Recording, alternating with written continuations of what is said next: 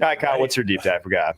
My deep dive is this ain't your daddy's NFL anymore. Offenses win championships. Defense wins championships.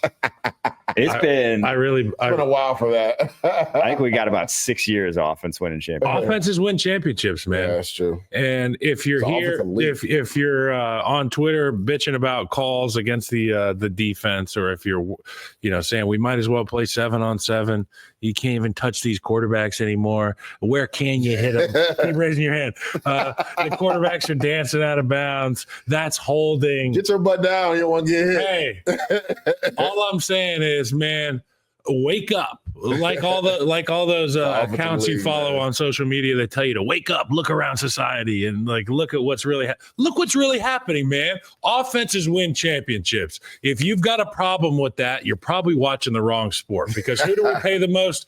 Quarterbacks. You know who gets paid the second most? The guys who are chasing the quarterbacks. It's all about the excitement around the offensive side of the ball. And when people started to panic on the Detroit Lions, and I was guilty of it a little bit, I said, look, Aiden Hutchinson is big. Yeah, that's huge, bigger than big. The number of injuries on the Detroit Lions defense and their sustained success have proven to me that offense wins championships. Because if you can't stop Ben Johnson, Jared Goff, Amon-Ra St. Brown, Jameson Williams, Jahmyr Gibbs, good luck. Yes, the Kansas City Chiefs have won the last 2 Super Bowls with a rare combination of exquisite defense and masterful quarterback play and offensive line play.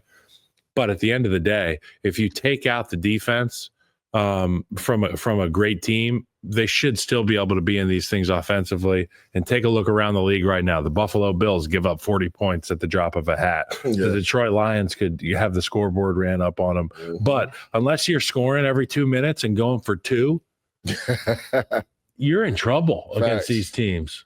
I mean, case in point, I know you guys saw Buffalo's game this last week, right? Yeah.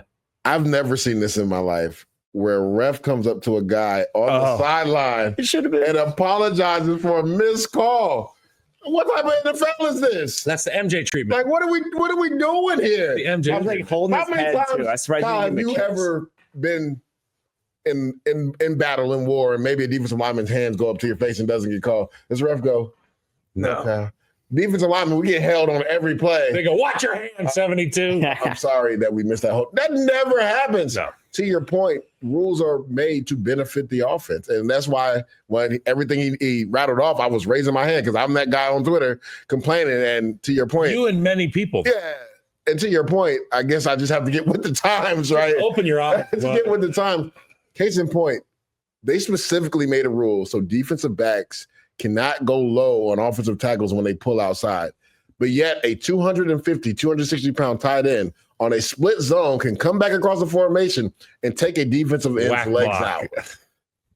They're letting you know what it is. The rules are literally to benefit the offense, right? I think even Bill Belichick talked about it. Case in point, the Monday night game, Matt Stafford throws a backhanded pass. That was a pass. Oh. Stop it, man. I didn't even see what they were doing with that. That was the Mahomes pass. And worse should have been intentional ground. It was intentional passing. Yeah, intentional into the ground is what that was. That should have been a sack fumble touchdown like they called it on the field. Mike, this dude's head was this way, the receiver was this way, and he did this. No look. Come on, what are we doing here? Remember Jason Williams, NBA? That's not, That would have been a turnover in the NBA. I don't understand why every single quarterback in the league, when he's about to get sacked, doesn't just do that. Because they don't have the presence of mind. I know, but it's also because it's kind of fucked up. It shouldn't be a pass. This is how we get paid. Yeah. Quarterback sacks. You just took a sack away. You just took money out of my kid's mouth by doing that. Did you hear Gruden talking about how he thinks that pressures is an overrated stat? Yeah, I saw it.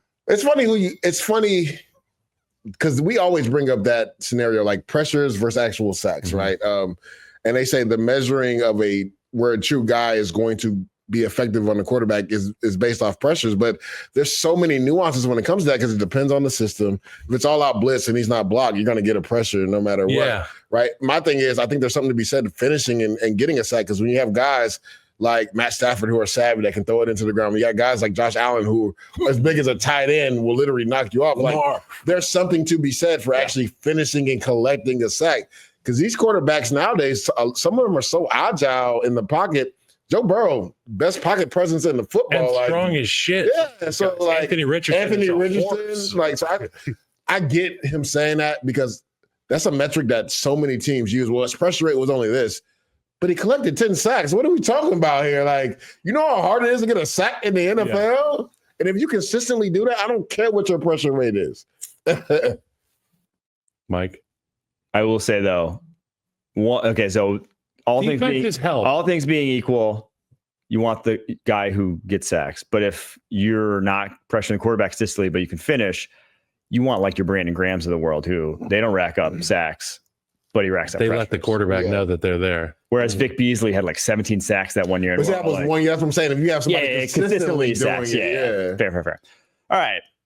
I do agree, though. Offense, which like the Jets, the Patriots of the last couple of years know very well that you're going to have a dominant defense. You're not winning if you ain't got offense. Yeah, well, but if you have a number 1 offense in the NFL, number 2 offense in the NFL, number 3 offense, you would have a bottom 5 defense. The Bengals maybe found. I'm about to say the Bengals found the hard way. They were a top 3 offense this year. They were top 5. They weren't like dominant offense. Yeah. But that was like, that was also like the biggest anomaly. Yeah. Well, they were without T. Higgins for a while of any team. Yeah, but Joe Burrow still led the league in passing touchdowns and passing yards. Hey, look, I'm trying to defend. I don't think they finished top 3 though in terms of defense. They actually finished 6th in the NFL in points per game. So really weren't even top 5 off. I think those last couple games really hurt them too. Whereas the top 5 teams are Detroit, Buffalo, Baltimore, Tampa Bay, Washington.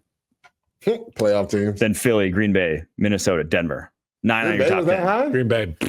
Yeah. Wow. Yeah, because Malik Willis played so much. Hey, give me some. Is there quarterback controversy in Green Bay?